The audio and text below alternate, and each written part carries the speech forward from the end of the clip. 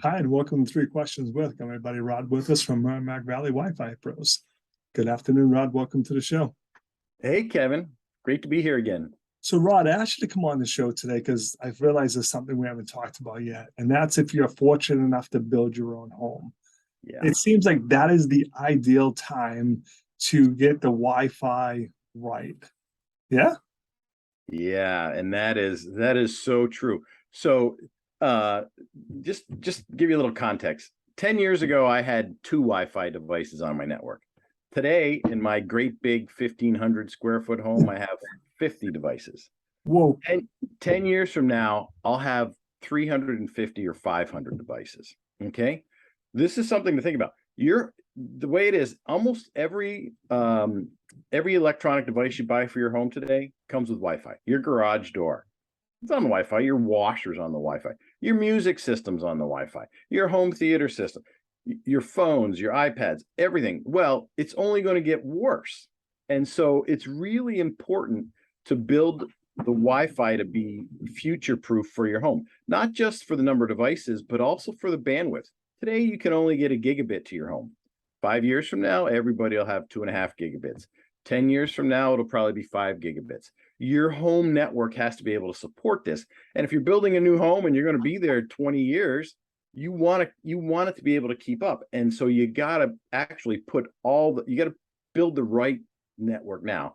And that's what you got to do to make your home ready for the future. So you can handle the gigabit now, 2.5 gig 5 years from now, and 10 gigabit in your home 10 years from now. That's really where you got to be.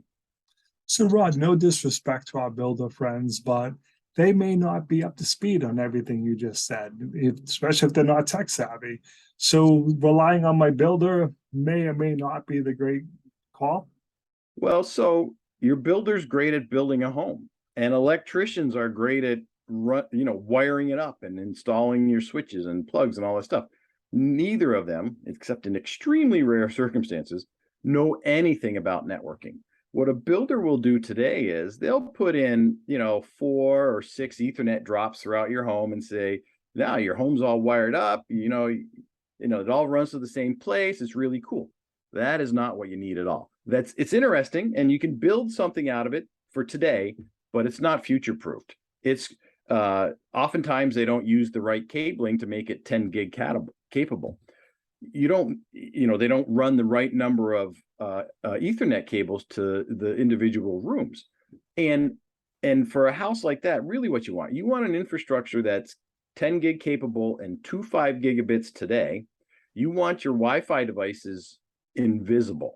You don't want to have something sitting out on the dining room table that's providing Wi-Fi for your house. You want to have something that's invisible to you. And it's not totally invisible. It's like a smoke detector. That's how visible it is. And there's fewer than the number of smoke detectors, because believe me, your house has a new house has a lot of smoke detectors.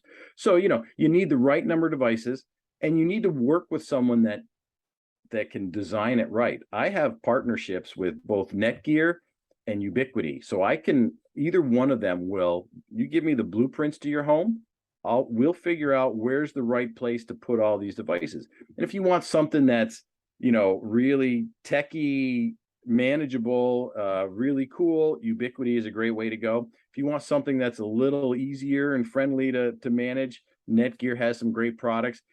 Both of them have great products to build that. But you can build a network that has a 2.5 gigabit backbone today. So many things to talk about here. Security. This is another big thing. You want to have multiple Wi-Fi networks in your home. You want to have your home network for your home and family. You and your family, you're on this network. Your TVs are on it. Everything's cool. You want a guest network. So when your friends come over, whatever's on their phone can't snoop around your network. You want to have a network for dad's work. So dad's working. You want him on an isolated network, because you don't want somebody in the IT department at your company saying, I'm going to go snoop around and see what Kevin's got on his network.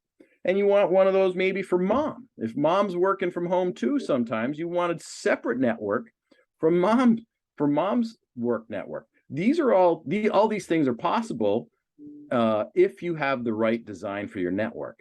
and they're important because, how many people have a file called password sitting on their home computer? Almost everybody does. And when someone at work has access to your network, they can find that password if they feel like it. Hopefully they don't, but they can. And so it's really important. So I got the last question, going a little bit of different direction. Equipment is, depending on what company you're using, you can go out and purchase your own equipment. Is that always the best bet? People are like, well, I don't want to pay a monthly fee, so I'm just going to pay a one-time fee and it will pay for itself down the road. What's the complications if I go in that direction? So, yeah, a lot of people do this, and there are circumstances when it makes sense and circumstances when it doesn't make sense.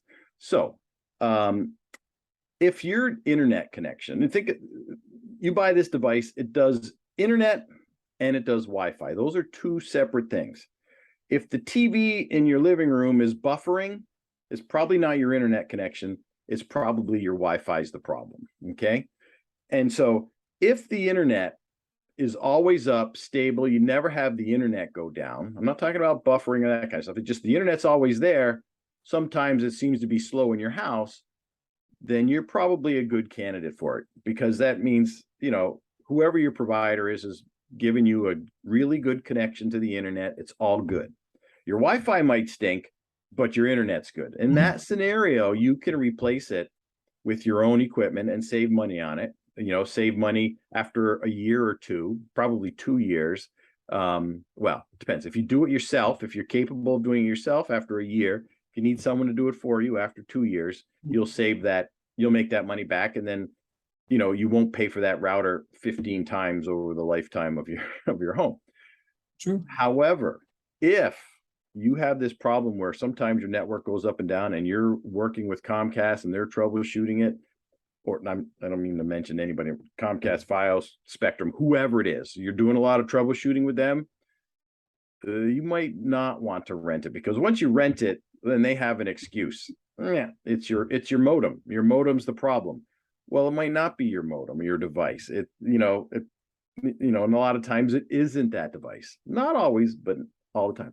Actually, just this week, this past week, not this week, last week, I had a customer call me. My Wi-Fi, I have no Wi-Fi in my home. And I went to his house, and he's in Lowell, so who his internet provider is. I go to his house and we start looking around, and I'm like, yeah, you really don't have any Wi-Fi. So I connect to the router. No, I can get to the internet works. He says, my computer works, but I did a whole bunch of experiments, and and then we got on the phone with his provider, and we did all the same experiments I did over again, because they don't trust anybody.